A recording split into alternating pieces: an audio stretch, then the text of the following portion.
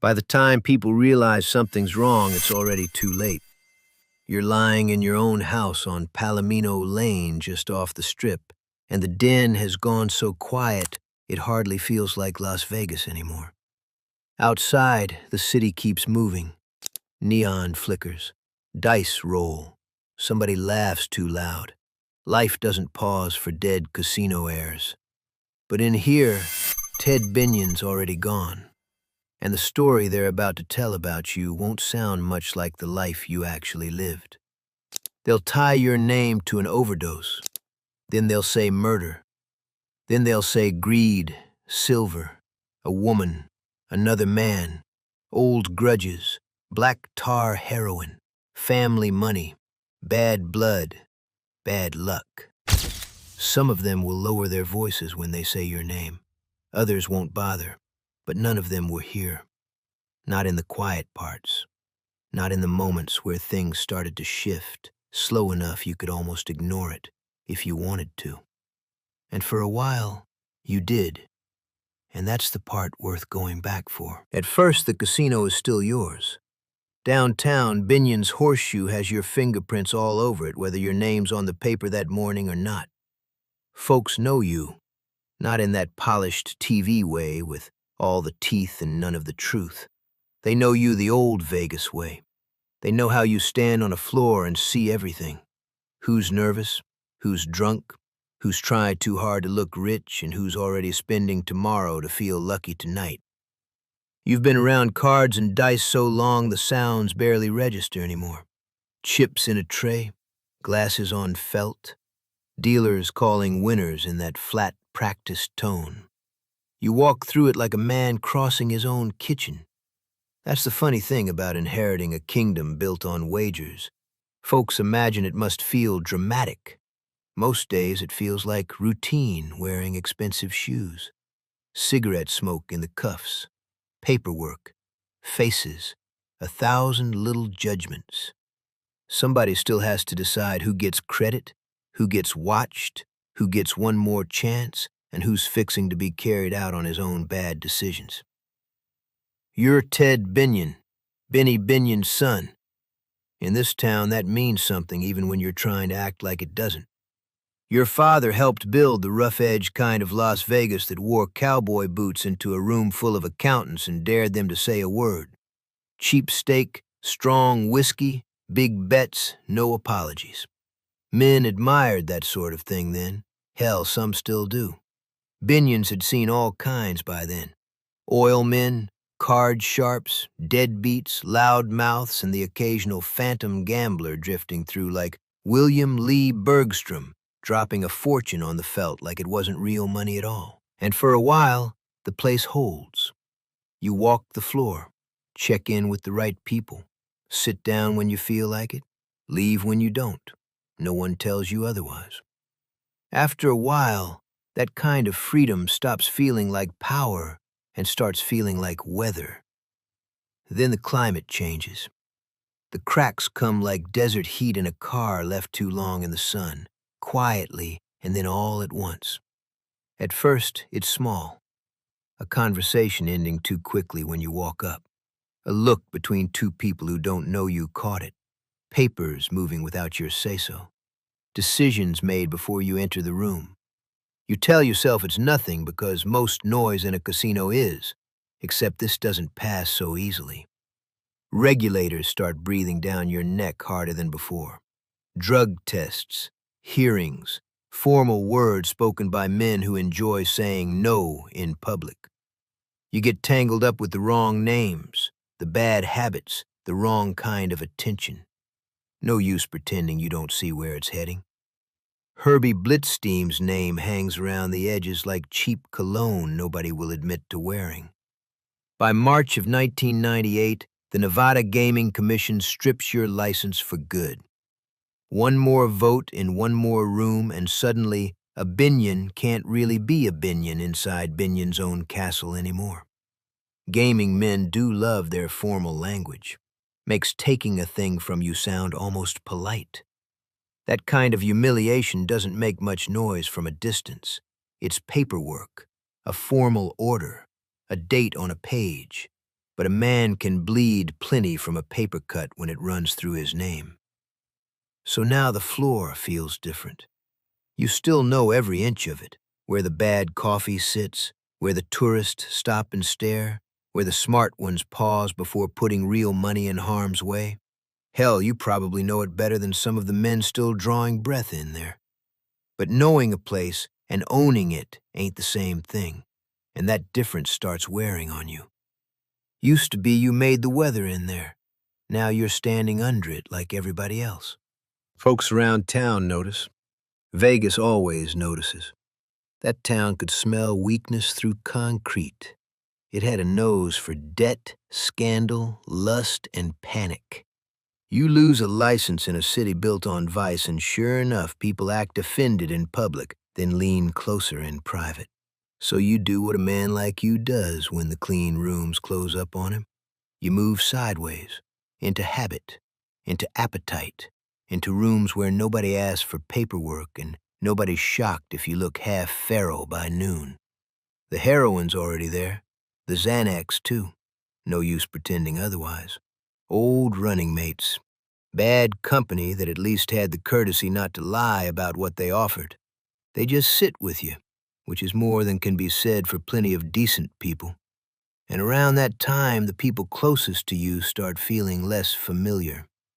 That's where it gets hard, because trust is one of those things a man doesn't study much until it starts going bad.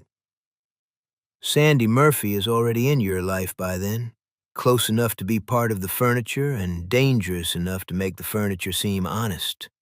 Young, pretty, alert, the kind of pretty that makes careless men feel chosen. She knows how to stand in a doorway and let silence do half the work. You met her years earlier at Cheetah's, and by 1998 she's living with you on Palomino Lane, moving through the house as if she belongs there. Maybe she does, but belonging's a slippery word. Sometimes it just means somebody's been in the house long enough to know where the knives are. Then comes Rick Tabish. Montana man, diesel in his lungs and ambition in both hands. He gets close enough to do business, and before long he's tied to something precious, the silver. That silver matters more than outsiders understand. To most folks, silver's just metal, heavy, shiny, and liable to throw out your back. But men like you don't keep a thing like that for one reason only. Money's part of it. Controls another. The Binion hoard had weight to it, literal and otherwise. A fortune you could lay hands on, a buried certainty. So by the summer of 1998, out in Pahrump, an underground silver vault gets built on your property, deep enough to feel secret. Folks confuse that with safe all the time. They move most of the silver out there, 46,000 pounds of it. The sort of number that makes honest men start talking too fast, with rare coins mixed in and enough value to make decent men indecent. By then, the whole thing comes down to something plain enough a child could follow. If Ted Binion dies by his own hand, that's one story. If somebody uses his habits to help him along and get closer to the silver and the rest of his estate, that's another. That's the hinge. Everything else just bangs against it. By then, trust has started to rot. Not loudly. Rot never announces itself. It just works under the floorboards. Conversations with Sandy don't land right. You begin to hear the small delays, the tiny calibrations in a person's tone. Questions that sound casual but ain't casual at all. Who called? Who came by? What the lawyer said, what's staying in the will, what's leaving it. And maybe you get suspicious because you've lived too long among suspicious people. That happens. A man in gambling can mistake suspicion for wisdom and nerves for instinct. But now and then a room really does tilt, and you feel it in your bones before the glasses slide. That house begins to feel watched. Not in some theatrical sense. No shadows under the door. No thunder queued up on command. Just a wrongness that won't leave. The kind that settles into your own space and lingers there. You start questioning things you never used to think twice about. Who's been there? Who knows what? Who's saying what when you're not around? Sleep gets harder because your mind never quite lets go.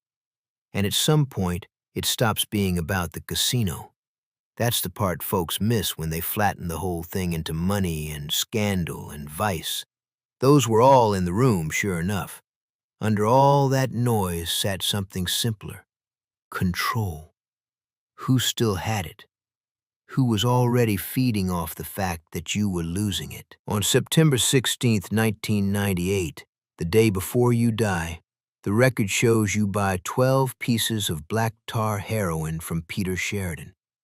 That same day, a prescription for 120 Xanax tablets is filled. Somewhere in there, you speak to your lawyer, Jim Brown.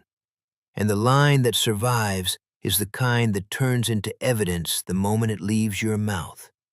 Take Sandy out of the will if she doesn't kill me tonight. If I'm dead, you'll know what happened. That's the kind of sentence that ruins everybody's evening. Now in Vegas, men say wild things before dinner and swear they never said them by morning. But once words like that get loose, they don't belong to you anymore. They become an echo, an exhibit, something folks can hang a whole theory on. Night comes down on the house the way it always does. No orchestra, no omen, no kindly little warning from the heavens. Just the ordinary procession of an evening in a rich man's home gone stale. Rooms too large. Lamps throwing little islands of light that don't quite reach the corners. The kind of house that can make a lonely man feel important at noon and hunted after midnight. That's a mean enough trick even for a town like this. You move through it slower now. Spend more time away from the tables, away from the floor, away from the places where you once held court. That's part of what makes the ending so mean, not just the death, the shrinking. A man who used to run a casino now reacting to conversations in his own kitchen, to his own nerves, to who might be waiting for him to slide fully out of his own life so the scavenging can begin. By the next afternoon, the den becomes the center of everything. Your body is found there on a small mattress on the floor.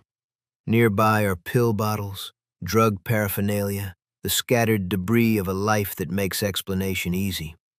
For a while, overdose sounds sufficient. Heroin and Xanax, traces of Valium. You were a known heavy user. To outsiders, you had all the ingredients of a man headed for collapse. But dead men get troublesome when they leave behind too much money and too many loose ends. Less than 2 days later, Rick Tabish is caught out in Pahrump at the buried vault, trying to dig up the silver with help and heavy equipment. Roughly 36 hours after your death, the treasure is already being unearthed in the dark.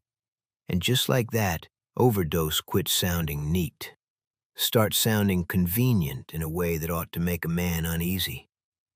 After that, the truth doesn't belong to you anymore.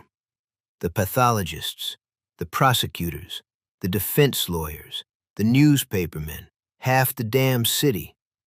One doctor says the drugs killed you. Another says the drugs were cover and somebody finished the job by suffocation. Courtrooms fill up with talk of marks on the body, wills, money, silver, fear, greed. Murphy and Tabish are convicted in the first trial. Then the convictions are reversed. In 2004, they are acquitted at retrial. So the ending refuses to sit still. Vegas hates uncertainty in private, but Lord, it loves to watch it in public. Folks do love arranging a dead man's life into neat little stacks, same way a casino clerk squares chips after the table's gone cold. Makes a mess look respectable. Maybe that suits a town like this better than a clean answer ever could. Because your life never moved in straight lines. It moved like gambling money in a hot room, never sitting still long enough for anybody to tell the truth about it. Fortune 1 minute, debt the next, then inheritance, evidence, loot.